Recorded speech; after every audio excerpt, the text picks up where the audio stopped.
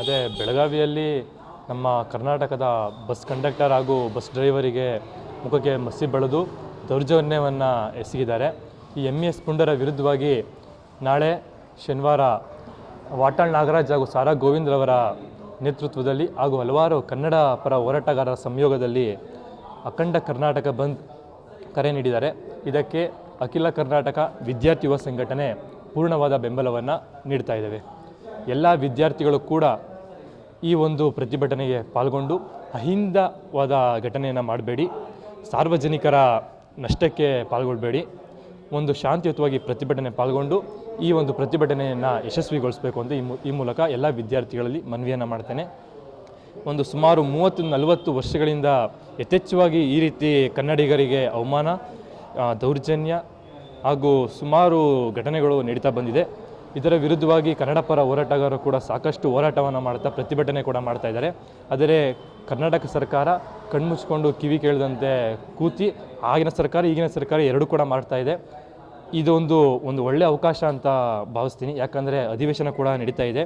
ಕರ್ನಾಟಕ ಸರ್ಕಾರ ಕನ್ನಡಿಗರೇ ಆಗ್ತಾ ಇರುವಂಥ ಅವಮಾನ, ದೌರ್ಜನ್ಯದ ವಿರುದ್ಧವಾಗಿ ಯಾರು ಕಿಡಿಗೇಡಿಗಳು ಈ ರೀತಿ ಘಟನೆಯನ್ನು ಮಾಡ್ತಾಯಿದ್ದಾರೆ ಇವರ ವಿರುದ್ಧ ಒಂದು ಗೂಂಡಾಗಿರಿ ಕೇಸನ್ನು ಹಾಕಿ ಗಡೀಪಾರು ಮಾಡಬೇಕಾದ ಒಂದು ಬಿಲ್ಲನ್ನು ಪಾಸ್ ಮಾಡಬೇಕು ಅಂತ ಈ ಮೂಲಕ ಮಾನ್ಯ ಮುಖ್ಯಮಂತ್ರಿಗಳಲ್ಲಿ ವಿನಂತಿಯನ್ನು ಮಾಡ್ತೇನೆ. ಹಾಗೂ ಜನಪರ ಪ್ರತಿನಿಧಿಗಳು, ಶಾಸಕರು, ಮಾನ್ಯ ಮುಖ್ಯಮಂತ್ರಿಗಳು ಈ ವಿಚಾರವಾಗಿ ಅಧಿವೇಶನದಲ್ಲಿ ಧ್ವನಿ ಎತ್ತಬೇಕು, ಕನ್ನಡಿಗರ ಪರವಾಗಿ ನಿಂತ್ಕೋಬೇಕು ಹೊರತು ಕನ್ನಡಿಗರಿಗೆ ಅವಮಾನ ಆಗ್ತಾಯಿದೆ ಅಂತ ಸೈಡಿಗೆ ಕೂತ್ಕೊಳ್ಳೋದಲ್ಲ. ಬೇರೆ ಯಾವುದ್ಯಾವುದೋ ವಿಚಾರವಾಗಿ ಈಗ ನೀಟ್ ರ್ಯಾಪ್ ಅಂತ ಯಾವುದೋ ವಿಚಾರವಾಗಿ ಅಧಿವೇಶನ ಮಾತಾಡ್ತಾ ಜಗಳಾಡ್ತಾರೆ. ಕನ್ನಡಿಗರಿಗೆ ಅವಮಾನ ಆಗ್ತಾಯಿದೆ ಅಂದಾಗ ಯಾಕೆ ವಿಚಾರವಾಗಿ ಧ್ವನಿ ಎತ್ತಲ್ಲ ಅಂತ ನಾನೊಂದು ಪ್ರಶ್ನೆಯನ್ನು ಕೇಳೋಕ್ಕೆ ಇಷ್ಟಪಡ್ತೇನೆ. ಹಾಗೂ ಕನ್ನಡಿಗರಿಗೆ ಅವಮಾನವನ್ನು ಆದರೆ, ಕನ್ನಡಿಗರ ಮೇಲೆ ದೌರ್ಜನ್ಯ ಆದರೆ ಕನ್ನಡಿಗರು ಒಗ್ಗೂಡಿ ಕರ್ನಾಟಕದ ಅಕ್ಕಪಕ್ಕ ರಾಜ್ಯವನ್ನೆಲ್ಲ ಇಡೀ ದೇಶವನ್ನೇ ಲೋಕಸಭೆಯನ್ನು ನಡಗಿಸುವಷ್ಟು ಒಂದು ಹೋರಾಟವನ್ನು ಮಾಡ್ತೇವೆ. ಈ ಕೂಗು ಮಾನ್ಯ ಪ್ರಧಾನಮಂತ್ರಿಗೆ ಕೂಗು ಹೋಗ್ತದೆ.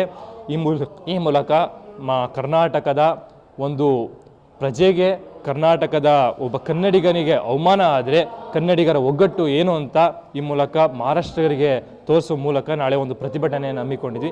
ದಯವಿಟ್ಟು ಎಲ್ಲ ಸಾರ್ವಜನಿಕರು, ಹಿರಿಯರು, ವಿದ್ಯಾರ್ಥಿಗಳು ಕೂಡ ಈ ಒಂದು ಪ್ರತಿಭಟನೆಗೆ ಪಾಲ್ಗೊಂಡು ಪರೀಕ್ಷೆ ಇರುವಂಥ ವಿದ್ಯಾರ್ಥಿಗಳು ನಾಳೆ ಪರೀಕ್ಷೆಗೆ ಹೋಗಿ, ಪರೀಕ್ಷೆ ಇಲ್ಲದಂಥ ವಿದ್ಯಾರ್ಥಿಗಳು ಈ ಒಂದು ಹೋರಾಟಕ್ಕೆ ಒಂದು ದೊಡ್ಡ ಬೆಂಬಲವನ್ನು ನೀಡಬೇಕು ಅಂತ ಈ ಮೂಲಕ ಒಂದು ವಿನಂತಿಯನ್ನು ಮಾಡ್ತೇನೆ. ಯಾವ ರೀತಿ ಇರುತ್ತೆ ನಾಳೆ ಹೋರಾಟ ಶಾಂತಿಯುತವಾಗಿ ಪಾಲ್ಗೊಳ್ಳಿ ಅಂತ. ಯಾಕಂದರೆ ವಿದ್ಯಾರ್ಥಿಗಳು ಮುಂದಿನ ಭವಿಷ್ಯ ಕೂಡ ಇದೆ. ಒಂದು ಕೇಸ್ಗೆ ಸಾದರೆ ಒಂದು ಅವರಿಗೆ ಮುಂದಿನ ಭವಿಷ್ಯಕ್ಕೆ ತೊಂದರೆ ಆಗ್ತದೆ. ಆದ್ದರಿಂದ ಈ ಪ್ರತಿಭಟನೆ ಪಾಲ್ಗೊಳ್ಳಿ ಅಂತ ಹೇಳ್ತೀವಿ ಹೊರತು ಅಹಿಂದ ಘಟನೆಗಳಿಗೆ ಪಾಲ್ಗೊಳ್ಬೇಡಿ ಅಂತ ನಾವು ಈ ಮೂಲಕ ಹೇಳೋಕ್ಕೆ ಇಷ್ಟಪಡ್ತೀವಿ.